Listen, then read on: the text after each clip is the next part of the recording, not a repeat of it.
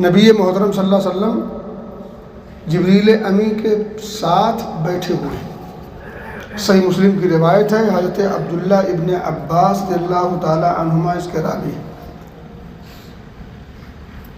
بیٹھے ہیں، اسی دوران اچانک ایک تیز آواز محسوس ہوئی آسمان سے، ایسے جیسے کوئی دروازہ کھلا ہو، زوردار آواز۔ کان میں جب آواز پڑی تو حضرت جبریل امی نے اپنا سر اٹھایا آسمان کی طرف، فرفع رأسہ الی السماء، آسمان کی طرف اپنا سر اٹھایا، اور سر اٹھانے کے بعد پھر فرمایا، ادھر سنیں کیا فرمایا، فقال هذا باب من السماء فتح اليوم، یہ آسمان کا ایک دروازہ ہے جو آج کھولا گیا ہے، فتح اليوم لم یفتح قط الا اليوم، آج سے پہلے یہ کبھی نہیں کھولا گیا تھا، پہلی مرتبہ کھلا ہے، آسمان کا دروازہ پہلی مرتبہ کھلا ہے۔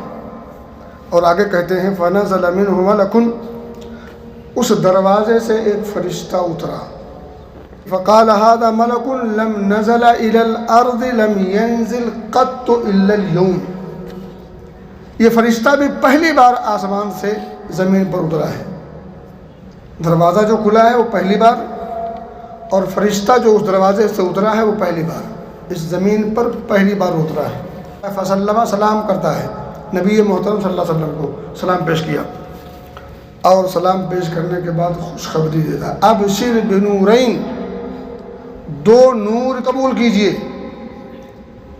اللہ رب العزت نے باقاعدہ طور پر ایک خاص دروازہ کھولا، ایک خاص فرشتہ بھیجا، اور جس فرشتے نے سلام کرنے کے بعد دو نور کی خوشخبری سنائی۔ آگے وہ فرشتہ کہتا ہے اوتیتہما، یہ دو نور جو آپ کو دیے جا رہے ہیں، لم یؤتہما نبی قبلک، آپ سے پہلے کسی نبی کو یہ دو نور نہیں دیے گئے، یعنی خصوصیت ہی خصوصیت، دو نور آپ کو دیے جا رہے ہیں، یہ ایسے دو نور ہیں جو آپ سے پہلے کسی نبی کو، لم یؤت نبی قبلک، آپ سے پہلے کسی نبی کو نہیں دیا گیا، یہ گفٹ بس آپ کے لیے، آپ سے پہلے کسی کو نہیں ملا، اور ظاہر سی بات ہے آپ کے بعد کسی کو آنا بھی نہیں، آپ خاتم النبیین۔ اب وہ دو چیزیں کیا ہیں، فاتحۃ الکتاب و خواتیم سورۃ البقرہ، یہ فاتحۃ الکتاب ہے یعنی سورہ فاتحہ جو میں نے آپ کو شروع میں سنائی ہے، اور سورہ بقرہ کی آخری دو آیات، اور آگے ایک خوشخبری اور سنائی گئی، لن تقرأ بحرف منہما الا اعطیتہ، ان دونوں نور میں سے جو بھی کلمہ، جو بھی حرف آپ پڑھیں گے، جو کچھ مانگیں گے، اللہ رب العزت وہ چیز آپ کو ضرور دے گا۔ سورہ فاتحہ اس کو سورہ دعا بھی کہتے ہیں۔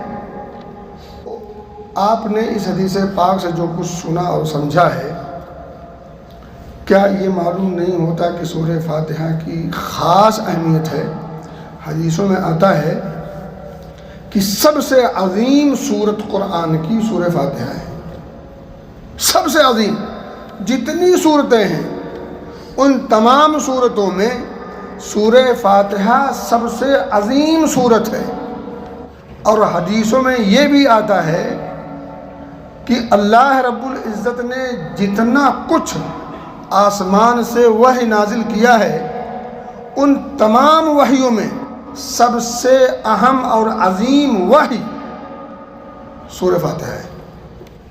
علماء کہتے ہیں، مفسرین، کہ پورے قرآن کا انڈیکس ہے، نچوڑ ہے، خلاصہ ہے سورہ فاتحہ، یعنی پورے قرآن میں جو کچھ اللہ نے بیان کیا ہے وہ تفصیل کے ساتھ ہے، انہی ساری تفاصیل کا نچوڑ ہے سورہ فاتحہ میں۔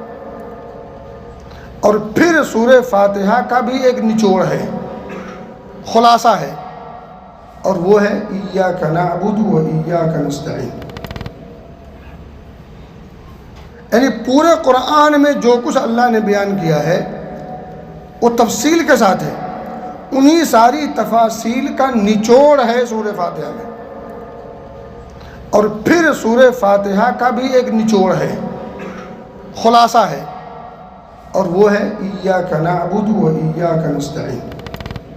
میرے بھائی، اس کا مطلب یہ ہے کہ سورہ فاتحہ کا معنی، اس کا مطلب سمجھا جائے، اس کے مفہوم آپ کے ذہن و دماغ میں ہوں، ایسے جیسے اپنے بچوں کا نام ہوتا ہے. اپنے بچوں کا نام کوئی نہیں بولتا. تو سورہ فاتحہ، اس کا حفظ، اس کا ترجمہ، اس کے معانی، اس کے مفاہیم، آگے اصل کمال ہے وہ یہ کہ اس کا تقاضے پر عمل. یقین کے ساتھ یہ بات کہی جا سکتی ہے کہ ایک انسان اللہ رب العزت کی عظمت کو کما حقہ پہچان سکتا ہے اگر سورہ فاتحہ کما حقہ سمجھ لے. پھر وہ اللہ رب العزت کے ذکر پر مست ہو جائے. اللہ کی عظمت کا ذکر ہو یا اس کی عظمت کا بخان ہو تو پھر اس سے اچھی کوئی ادا اسے لگے گی ہی نہیں.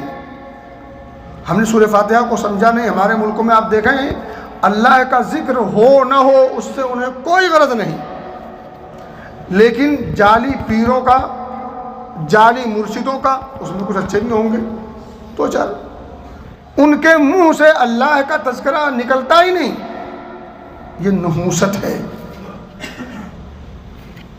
یہ بددینی کی واضح علامت ہے کہ اللہ کے ذکر پر انسان چڑھ جائے، اللہ کے ذکر کی اسے توفیق نہ ملے. یہ اس کی نحوست، بے برکتی اور بربادی اور بے دینی اور جہالت کی علامت نہیں تو پھر آخر کس چیز کی ہے؟ سورہ فاتحہ جس شخص کے ذہن و دماغ میں رچ بس جائے، جو پورے قرآن کا نچوڑ ہے، اس کے رچ بس جانے کے بعد اللہ کے علاوہ کسی اور کے ذکر کے لیے اسے موقع میسر ہوگا؟ اللہ کے ذکر کرنے پر اسے چڑ ہوگی؟ بلکہ اللہ کے ذکر پر وہ مست و مگن ہو جائے گا. لیکن جب اللہ رب العزت کی عظمت دلوں میں گھر نہ کرے تو پھر اللہ نے ایسے لوگوں کی ایک نقشہ کھینچا ہے. وَإِذَا ذُكِرَ اللَّهُ وَحْدَهُ اِسْمَأَزَّتْ قُلُوبُ الَّذِينَ لَا يُؤْمِنُونَ بِالْآخِرَةِ. جب اللہ واحد کا ذکر ہو تو پھر ان کے دل سکڑ جاتے ہیں. کن کے؟ اِسْمَأَزَّتْ قُلُوبُ الَّذِينَ لَا يُؤْمِنُونَ بِالْآخِرَةِ. جن کا ایمان آخرت پر نہیں ہوتا، زبان سے کہنا کافی نہیں ہے. جتنے مسلمان ہیں اللہ کو چھوڑ کر دوسروں کے در پر لگے ہوئے ہیں، وہ سب آخرت کے دن پر ایمان رکھتے ہیں. سب اس بات کو مانتے ہیں کہ ایک دن مرنا ہے، مر کر کے اللہ کے سامنے حاضر ہونا ہے، حساب و کتاب ہونا ہے اچھے برے کا اور دیگر چیزیں. ان تمام چیزوں پر زبانی ایمان ہے، دل اس پر مطمئن نہیں ہے. اگر دل اس پر مطمئن ہو، ذہن و دماغ کے ساتھ دل اور قلب اور ساتھ ہی ساتھ زبان دونوں جب موافق ہوں تو پھر یہ ادا ان کے ہاں نہیں پائی جا سکتی جن کے دل اور زبان دونوں میل کھاتے ہوں. تو زبان و دل دونوں کا میل کھانا ضروری ہے. اگر دل میں کوئی بات ہو اور زبان پر نہ ہو، زبان پہ کوئی بات ہو اور دل میں نہ ہو، تو پھر اس زبان پہ ہونے کا جو دل میں نہ ہو اور اس دل میں ہونے کا جو زبان پر نہ ہو، کیا فائدہ ہے؟ ہم سب مانتے ہیں نماز فرض ہے، کون نہیں مانتا اس میں؟ لیکن کتنے لوگ آتے ہیں؟ اس ماننے کا کوئی فائدہ ہے؟ اس ماننے کا کوئی فائدہ ہے؟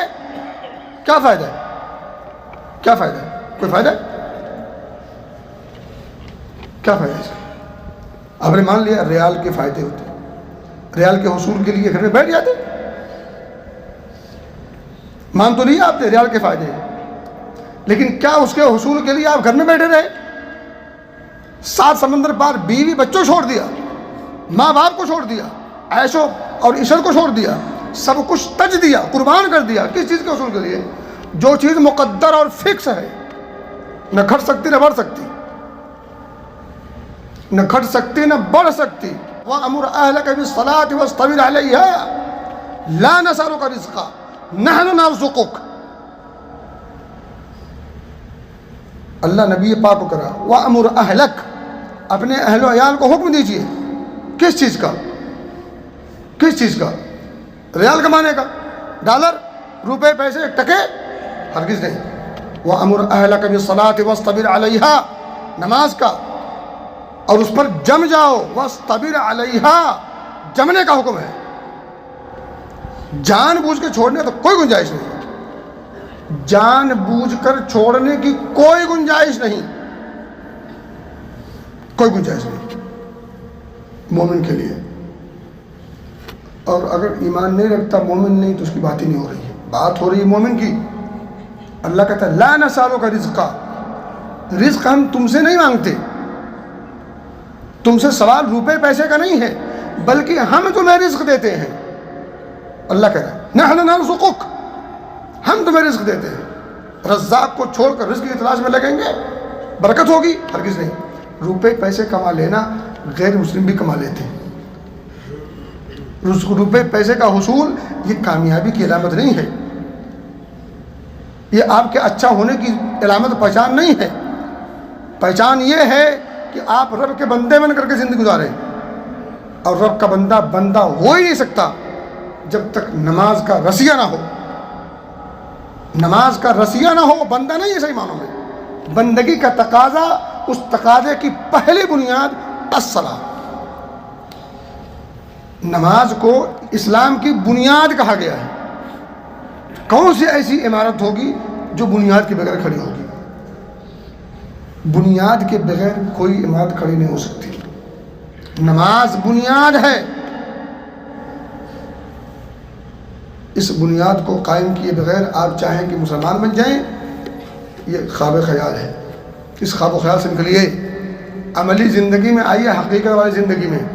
ایسا کچھ لوگ کہتے ہیں اللہ بڑا غفور ہے، بڑا رحیم ہے. میرے بھائی حقیقت میں غفور ہے، وہ رحیم ہے، وہ کریم ہے، اس میں کوئی شبہ نہیں. لیکن تیری عقل پر ماتم کرنا چاہیے. تو نے سمجھا نہیں بات کو سمجھنے کی، یا تو کوشش نہیں کی، یا تو اپنا الو سیدھا کرنے کے لیے، اپنے آپ کو مطمئن کرنے کے لیے یہ بات تم نے اپنے آپ سے کہی. اللہ غفور ہے، کون منع کرتا ہے؟ جبار نہیں ہے، اسے جنت بنائی ہے، جہنم نہیں ہے. جنت کا تذکرہ ہے اور جہنم کا تذکرہ نہیں ہے. نعمتوں کا تذکرہ ہے، عذاب کا تذکرہ نہیں ہے. پھر آخر سوال جواب کیوں ہوں گے؟ حساب و کتاب کیوں ہوں گے؟ کس لیے ہوں گے؟ کس لیے حساب و کتاب ہوگا؟ سوال جواب کیوں ہوگا؟ حاضری اور پیشی کیوں ہوگی؟ میزان عدل قائم کیوں ہوگا؟ اگر وہ غفور ہے رحیم ہے بس چھٹی. وہ غفور ہے رحیم ہے، انسان ہے، کوششیں کرتا ہے، خطا ہو جاتی ہے، بھول ہو جاتی ہے، احسن طریقہ نہیں اپنا پاتا، کچھ کمی رہ جاتی ہے، غفور ہے. بدماشی کرتے رہو جان بوجھ کر کے اور کہو غفور ہے، ڈبل جرم ہے. یہ ڈبل جرم ہے. عقل کا تقاضا یہ ہے، دین کا تقاضا یہ ہے کہ اگر ایک ہستی جو اتنی رحیم و کریم ہو، اتنا فضل عطا کرنے والی ہو، نعمتوں کی بوچھار کرنے والی ہو، اب تو تقاضا تو یہ ہے کہ انسان اس کا شکر ادا کرے، اس کے لیے بچھ جائے، اپنے آپ کو بچھا دے، نہ کہ الٹا ریئیکشن اور پھر دعویٰ یہ کہ بڑا غفور ہے. تو یہ استدلال غلط ہے. ایسے اگر استدلال کرنے پہ آ جائیں تو آپ توحید مانیں نہ مانیں، شرک کریں نہ کریں، کفر کریں، یہ کریں وہ کریں، بھائی کفار بھی تو کہہ سکتے ہو بڑا غفور ہے. غفور تو ہے، اس میں کوئی شبہ نہیں. بڑا کریم ہے، بڑا رحیم ہے، ودود ہے، سب کچھ ہے. لیکن اس کا ایک اصول ہے، اس کا ایک نظام ہے. اپنے اصول پر وہ کھرا اترے گا، وہ اپنے اصول کو مکمل طور پر اپلائی کرے گا. اور اصول سے جو دائیں بائیں ہوں گے ان کی خیر و خبر ملے گا، پھر نتیجہ سمجھ میں آ جائے گا۔ جب روح نکلے گی اسی وقت اندازہ ہو جائے گا کہ نماز پڑھنے اور نہ پڑھنے کا کتنا فائدہ کتنا نقصان ہے۔ سورہ فاتحہ کی جو فضیلت میں نہیں سمجھتا کہ جو بے نمازی ہو اس فضیلت کو پا سکتا ہے، نہیں پا سکتا۔ سورہ فاتحہ کی یہ خصوصیت، یہ فضیلت، یہ اہمیت، یہ فادیت، یہ برکت، یہ فیوض نہیں پا سکتا وہ شخص جو نمازی نہ ہو، یہ نمازی ہی پا سکتا ہے۔ نمازی کے علاوہ شخص یہ فضیلت اور یہ برکت، یہ فائدے اسے حاصل نہیں ہو سکتے، کہاں بھولے ہوئے ہیں اس کی فضیلت؟ کیا لن تقرأ بحرف منہما الا اوتیتہ، آپ جو بھی کلمہ پڑھیں گے، جو بھی حرف آپ ادا کریں گے، جو بھی دعا کریں گے، ہر دعا قبول ہی ہوگی، الا اعطیتہ، مگر اللہ رب العزت اسے ضرور دے گا۔ لن تقرأ بحرف منہما سورہ فاتحہ میں سے اور سورہ بقرہ کی آخری آیات میں سے جو کچھ بھی مانگا جائے گا اللہ اسے وہ ضرور عطا کرے گا۔ ہمارے پاس ریال اور پیسے کے علاوہ مانگنے کا ہے ہی کیا؟ اس میں ریال اور پیسے نہیں مانگے گئے، اس میں ہدایت مانگے گئی جو پوری زندگی کا نچوڑ ہے اور اخروی زندگی کی کامیابی کا نچوڑ ہے۔ اللہ سے دعا کریں کہ اللہ تعالی ہم سب کو عقل سلیم عطا کرے اور قلب سلیم عطا کرے۔ اللہ ہمیں دنیاوی فوائد و ثمرات کو جس طرح سے سمجھنے کی توفیق بخشی ہے، اللہ اخروی فوائد و ثمرات کو اس سے زیادہ سمجھنے کی توفیق دے، کیونکہ دنیاوی فوائد جتنا بھی حاصل ہو جائیں وہ فانی ہے، کل من علیہا فان، سب ختم ہو جائے۔ قارون چلا گیا، کیا لے گیا؟ سکندر آیا چلا گیا، کیا لے گیا؟ کیا لے گیا؟ کیا آپ لے جائیں گے؟ آپ کے ابو کیا لے گئے اگر نہیں آئے چلے گئے وفات پا گئے؟ اللہ سب کی مغفرت فرمائے۔ کیا لے گئے؟ چھوڑ گئے ترکہ کے طور پر، آپ نے بٹوارا کر لیا، بھائی لڑ رہے ہیں، یہ میں لوں گا وہ تم نہیں لوگے، میں اتنا لوں گا تم کم لوگے۔ جو چھوڑ کے گئے اس پہ لڑائی ہو رہی ہے، آپ بھی چھوڑ چلے جاؤ گے، آپ کی اولاد بھی لڑے گی دنیا کے لیے۔ پتہ نہیں وہ آپ کو کبھی اللہ مغفر والدی کہے گا کہ نہیں کہے گا، رب اغفر لی ولوالدی کبھی کہے گا کہ نہیں کہے گا، اس کی گارنٹی نہیں۔ لیکن آپ چھوڑ کے جاؤ گے وہ بٹوارا کریں گے، لڑائی جھگڑا کریں گے، مار پیٹ کریں گے، اس کی گارنٹی ہے۔ 35 سال، 30 سال، 25، 20، 15، 10 سال ہم ضائع کر دیے اپنے زندگی کے۔ ضائع اس معنی میں کہ اگر ہم نے اس کے حصول کے بعد آخرت کی فکر نہ رہی، صرف دنیا کی حد تک اگر یہ سب رہا تو حقیقت میں ضائع ہوا، زندگی ضائع ہوئی، زندگی کے اندر جو کچھ پایا وہ سب ضائع ہوا۔ اس کو فائدہ مند بنائیے، اخروی فائدہ مند۔ جب تک اخروی فائدہ مند نہیں ہوگا آپ کی زندگی بے معنی ہے، بے معنی ہے، بے معنی ہے۔ نوٹ کر لیجیے، آپ کی زندگی کے جو بھی لمحے گزر رہے ہیں اگر ان لمحوں کا اخروی فائدے سے اس کا تعلق ہے تو آپ سے زیادہ خوش قسمت کوئی نہیں، لیکن اگر اس کا تعلق صرف دنیا کی زندگی ہی تک محدود ہے تو آپ سے زیادہ بد نصیب کوئی نہیں۔ اللہ ہمیں خوش نصیب